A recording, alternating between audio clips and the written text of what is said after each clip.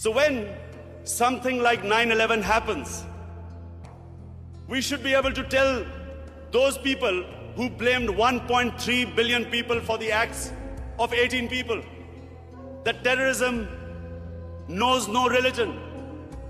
All religions preach the same thing. And unfortunately, we do not have either the political or intellectual leadership in the Muslim world to be able to convey our point of view. So we have words like Islamofascism, like radical Islam. When Tony Blair and George Bush say that the enemy of Western civilization is radical Islam, how is the man in the street in the West supposed to differentiate between a moderate Muslim and a radical Muslim? And why is Islam the issue? Before 9/11, 70% of all suicide bombings was by Tamil Tigers in Sri Lanka. No one ever blamed Hinduism for what they were doing. No one ever said that tell the Hindu priests to tell them that suicide bombing is not part of Hinduism. So why were we on the defensive?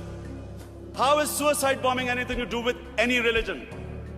And unfortunately, because we did not have the leadership, and because sadly in the Muslim world, there were people who played along the game, called themselves moderate Muslims.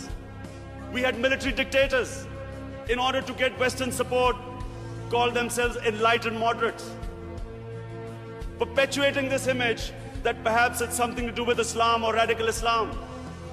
All human communities have moderates, have liberals, have conservatives, and have fanatics. Islam also has its fanatics, but the moderate majority is always liberal, because our religion preaches, our religion accepts other communities and other religions. We all know that Islam believes in plurality. Muslims have lived with other religions.